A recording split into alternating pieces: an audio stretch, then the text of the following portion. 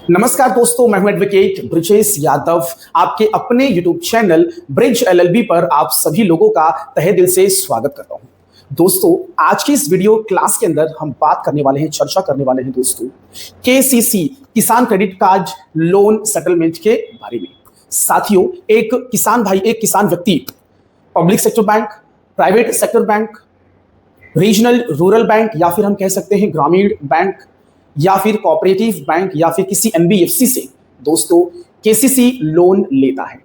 इस KCC loan में उसे जो भी राशि, जो भी पैसे उसे दिए जाते हैं, उस पैसे का यूज दोस्तों वह किसान भाई अपनी खेती बाड़ी से संबंधित जो भी खर्च, जो भी लागत आती है उसमें लगाता है। जैसे कि दोस्तों बीज हो गया, खाद हो गया, कीटनाशक हो गया या फिर कोई कृषि से संबंधित कोई उपकरण या फिर कोई टूल्स हो, जुताई बुआई में लगने वाला खर्च दोस्तों, इन सारी चीजों में दोस्तों उसे उस केसीसी लोन के माध्यम से जो भी पैसे मिलते हैं उस पैसे को वो वहां पर उस खेती बाड़ी में यूटिलाइज करता, लगाता है और पूरी लगन और पूरी मेहनत से दोस्तों किसान भाई खेती करता है। दोस्तों, केसीसी लोन जो बैंक और एनबीएफसी के द्वारा जो दिए जाते हैं उसके दो प्रकार होते हैं। पहला तो एक होता है सिक्योर्ड लोन और दूसरा होता है अनसिक्योर्ड लोन। जब किसान भाई अपनी खेती की जमीन, एग्रीकल्चरल लैंड को जब बैंक और एनबीएफसी के पास गिरवी रखकर बंधक के रूप में, कोलेट्रल के तौर पर उसको रखकर जब वहां से लोन लेता है तो इस प्रकार के लोन को कहते हैं सिक्योर्ड लोन। इसमें क्या होता है, आगे चलकर भविष्य में जब किसान भाई उस लोन का जो भी अमाउंट ड्यूज या फिर बकाया रहता है, यदि उसका भुगतान नहीं करता है तो बैंक और एनबीएफसी किसान भाई की खेती को, जमीन को नीलाम करके, ऑक्शन करके बकाया राशि की वसूली कर सकता है। इस प्रकार के केसीसी लोन को कहते हैं दोस्तों सिक्योर्ड लोन। और ये अधिकतर इस प्रकार के लोन बड़े अमाउंट में दिए जाते हैं। जब किसान भाई केसीसी कार्ड के द्वारा जब कोई बड़ा अमाउंट लेता है, जैसे कि 5 लाख रुपए के ऊपर, 7 लाख, 8 लाख, 10 लाख रुपए, ऐसे में जो बैंक और एनबीएफसी होती है वो किसान भाई से अपनी खेती की जो जमीन होती है उसको कोलेट्रल के तौर पर रखने के लिए कहते और लेते भी हैं दोस्तों। लेकिन यदि केसीसी लोन का जो अमाउंट है यदि 1.5 लाख, 2 लाख है, 3 लाख के अंदर है, छोटा मोटा कोई लोन है, तो ऐसे में कई बार जो बैंक और एनबीएफसीज होती हैं वो बिना कोई चीज गिरवी रखे, without any security, without any collateral दोस्तों लोन दे देती है किसान भाई को खेती करने के लिए। तो यहाँ पे डियर फ्रेंड्स, ये जो केसीसी जो लोन दिया जा रहा है ना, इसका मुख्य उद्देश्य, पर्पस यही है कि किसान भाई की खेती बाड़ी में जो भी खर्च, जो भी लागत आ रहे हैं, चाहे जुताई बुआई, कीटनाशक, बीज, उपकरण, इसमें जो भी पैसे खर्च हो रहे हैं वो यहां से इस लोन के माध्यम से वो मैनेज करे और उसके बाद खेती करे, मेहनत करे, फसल उगाए, बाद में उसकी कटाई करे और वहां से जो भी पैसे आए, जो मुनाफा जो कमाए, उस पैसे से जो भी लोन की जो अमाउंट बाकी है उसका भुगतान करे। तो कहीं ना कहीं ये एक भारत सरकार और आरबीआई के द्वारा एक योजना, एक सरकारी योजना है। इस योजना का एक ही मुख्य उद्देश्य है कि भारत के जो किसान भाई हैं, जो फार्मर्स है, वो मोटिवेट हो और उनका एक इंटरेस्ट लगे खेती करने में, क्योंकि उनका जो जरिया, जो सोर्स ऑफ इनकम है, जो कमाई का जो जरिया वो खेती है। तो उनको मोटिवेट करने के लिए, उनको बढ़ावा देने के लिए इस प्रकार की योजना भारत सरकार और रिजर्व बैंक ऑफ इंडिया के द्वारा लाई गई दोस्तों केसीसी लोन के माध्यम से। साथियों, आप सभी को पता है कि जो खेती होती है वो सीजनल होती है, हर सीजन में अलग अलग फसलें उगाई जाती हैं। तो किसान भाई ने केसीसी लोन के माध्यम से लोन लिया और उस पैसे को अपनी खेती में लगाया और मेहनत करके फसल बोई। और बाद में हुआ क्या दोस्तों, कई बार ऐसा भी होता है कि पैसे लगा दिए, मेहनत कर दिए, फसल उग गई, बड़ी हो गई, लेकिन जब दोस्तों काटने का समय आया तो उसी वक्त दोस्तों एक नेचुरल कैलामिटी, एक प्राकृतिक आपदा, जैसे कि सूखा पड़ जाना, बाढ़ आ जाना, इस प्रकार के कुछ न कुछ अलग अलग प्राकृतिक आपदाएं आने की वजह से मेहनत करके, पैसे लगाकर जो फसल बोई गई थी, जो फसल उगाई गई थी दोस्तों, उस फसल को किसान भाई काट नहीं पाता है दोस्तों और पूरा नुकसान हो जाता है।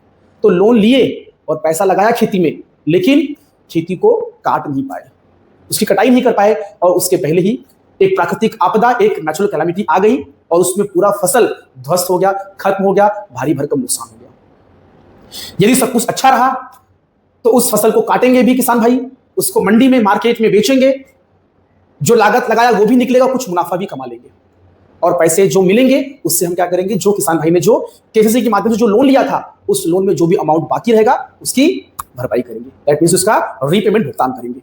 दोस्तों, केसीसी लोन के माध्यम से किसान भाई को कम ब्याज दर पे लोन मिलता है, 4% के ऊपर।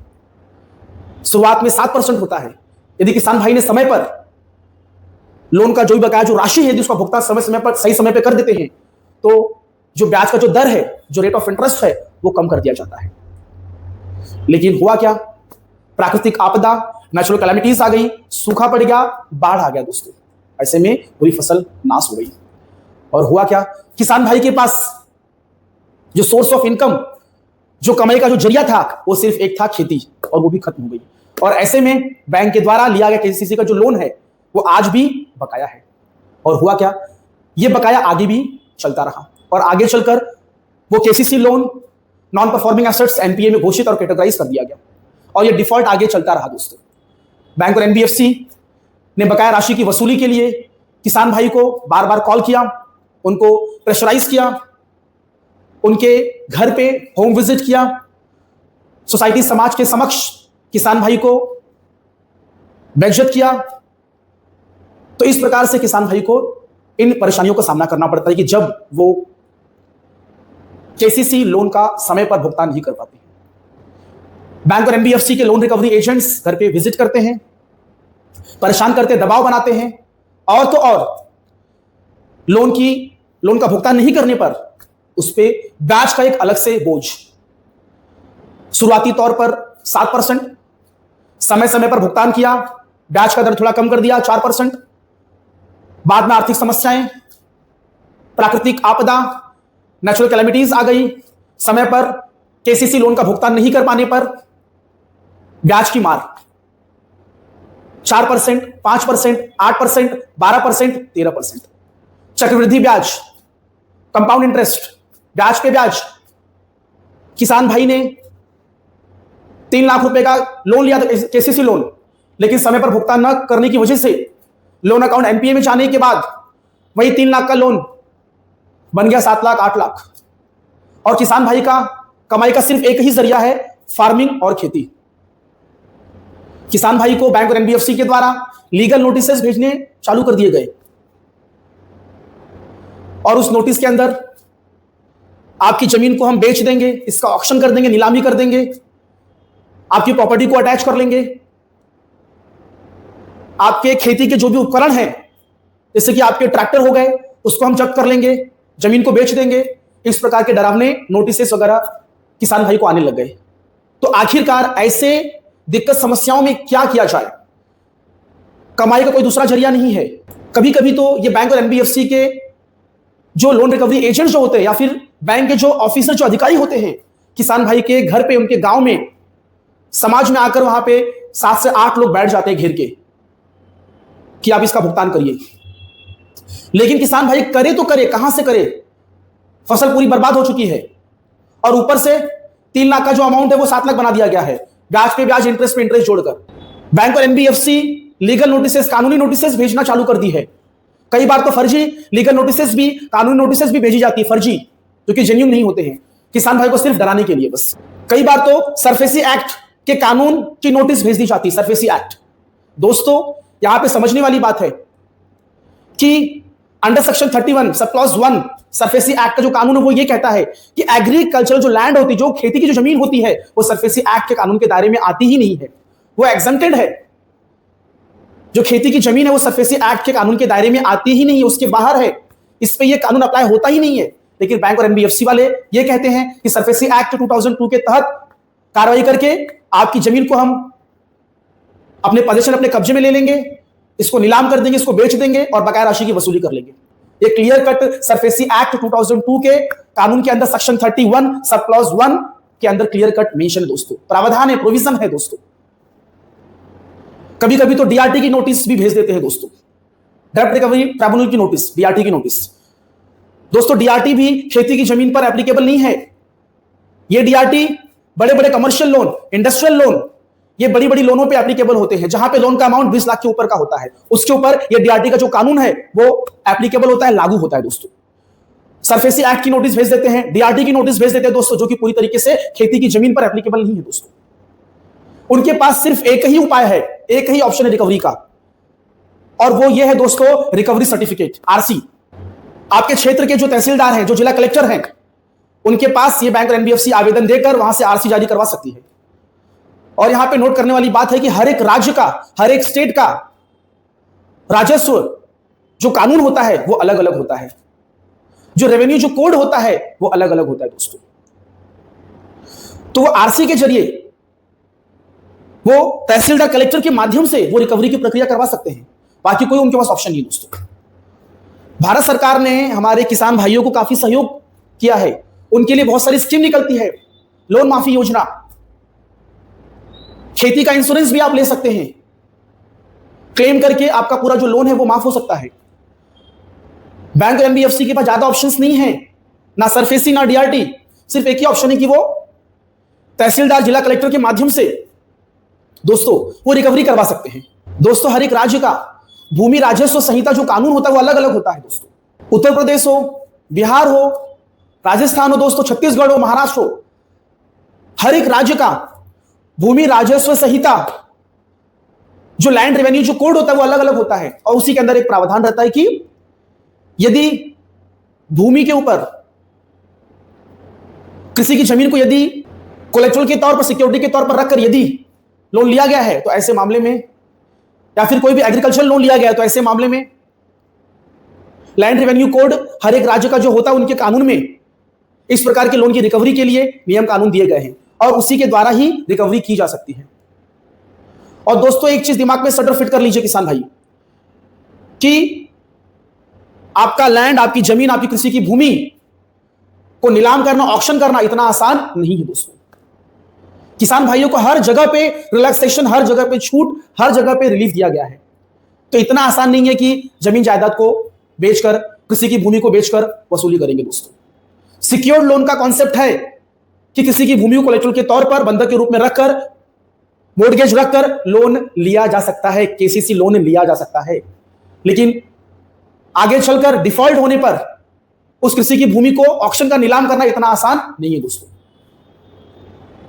ये बैंक और एनबीएफसी तहसीलदार के पास जब रिकवरी के लिए एप्लीकेशंस देते हैं तो तहसीलदार भी आपको एक नोटिस भेजते हैं, आपको भी सुनवाई का एक मौका देते हैं, आपके भी पक्ष को भी सुनते हैं दोस्तों। जब आप नहीं जाते तो फिर आरसी कटती है, रिकवरी सर्टिफिकेट इशू किया जाता है तहसीलदार के द्वारा। उसके बाद भी आप आगे उसमें अपना ऑब्जेक्शंस, आप उसका विरोध फाइल कर सकते हैं, ऑब्जेक्शन फाइल कर सकते हैं दोस्तों। और इतना स्ट्रिक्ट एंड हार्ड रूल नहीं है रिकवरी का भूमि राजस्व संहिता के अंदर दोस्तों। तो हर एक स्टेट का लैंड रेवेन्यू जो कोड होता है वो अलग अलग होता है और उसी कानून के तहत क्या होता है, रिकवरी की प्रक्रिया चलाई जाती है दोस्तों। डियर फ्रेंड्स, उनके पास एक ही ऑप्शन है, आरसी, और कोई ऑप्शन नहीं। इसीलिए केसीसी लोन के अंदर अधिकतर मामलों में दोस्तों सेटलमेंट ही हो जाता है। तो ऐसे केस में आपको करना क्या, यदि आप एक किसान भाई हैं और आप केसीसी का लोन यदि आप भरने में असक्षम हैं, आपके साथ में कोई आर्थिक दिक्कत समस्याएं आ रही है, आपके फसल का भारी भरकम नुकसान हो गया है, सूखा पड़ गया, बाढ़ आ गई है, काफी भारी भरकम नुकसान हो गया है, और ऐसे में आपके ऊपर, आपके लोन के ऊपर ब्याज, पेनाल्टी, फाइन का भारी भरकम बोझ आ चुका है, तो ऐसे में दोस्तों आपको आपके बैंक के जो ब्रांच मैनेजर, जो शाखा के जो प्रबंधक हैं, उनसे आपको बातचीत करना चाहिए। आपको बैंक को एक ओटीएस, वन टाइम सेटलमेंट की एक स्कीम चल रही है दोस्तों, एक स्कीम होती है बैंक के अंदर, आपको उसका लाभ उठाना चाहिए। आपको बैंक और एनबीएफसी को आपको ओटीएस का एक लेटर लिखना चाहिए, वन टाइम सेटलमेंट का एक रिक्वेस्ट लेटर लिखना चाहिए। उस लेटर के अंदर आपकी जो भी आर्थिक समस्याएं हैं, आपकी जो भी दिक्कत समस्याएं हैं, आपका जो नुकसान हुआ है फसल में, सूखा पड़ जाना, बाढ़ आ जाना दोस्तों, ये सब जो भी प्राकृतिक जो भी आपदाएं हैं, जो भी दिक्कत समस्या, उसको आप उसके अंदर मेंशन करिए। आप अपनी क्षमता, अपनी कैपेसिटी को आप मेंशन करिए कि सर मैं नहीं भर सकता हूं, मेरी सिर्फ इतनी क्षमता है, मेरी इतनी कैपेसिटी है, मैं किसान भाई हूं। मैं, आप अपनी दिक्कत समस्या को बताइए। उस ओटीएस लेटर के अंदर आप अपना प्रस्ताव, अपना ऑफर रखिए कि मैं सिर्फ इतने ही पैसे दे सकता हूं, मेरी स्थिति बहुत खराब एकदम, मेरा और कोई सोर्स ऑफ इनकम और कोई कमाई का जरिया बिल्कुल भी नहीं है। आप इस तरीके से आप बैंक और एनबीएफसी के पास आप अप्रोच कर सकते हैं दोस्तों। और आप 30 से 35% पे, 40% पे आप अपने बकाया राशि का सेटलमेंट करवा सकते हैं दोस्तों। आपका पूरा ब्याज, इंटरेस्ट सब माफ होगा। इवन दो मुद्दल प्रिंसिपल भी आपका कम कर दिया जाएगा दोस्तों। पूरे बकाया राशि का 30% भर के भी आप अपने केसीसी लोन का सेटलमेंट बहुत ही आसान तरीके से करवा सकते हो दोस्तों। लेकिन आपको इसके लिए आपके बैंक से आपको बात करना पड़ेगा दोस्तों। यदि आपकी आर्थिक परिस्थिति जो खराब हुई है, आपका फसल का जो भी नुकसान हुआ है, उसके संबंध में यदि कोई दस्तावेज, कोई सपोर्टिव, कोई डॉक्यूमेंट्स यदि हैं, तो उसको भी आप अपने ओटीएस लेटर के साथ में अटैच करिए, उसको संलग्न करिए और आप बैंक के पास भेज दीजिए दोस्तों। ब्रांच मैनेजर के पास आप जाइए, उनसे बातचीत करिए, अपनी दिक्कत समस्या को बताइए, अपनी क्षमता, अपनी कैपेसिटी को बताइए।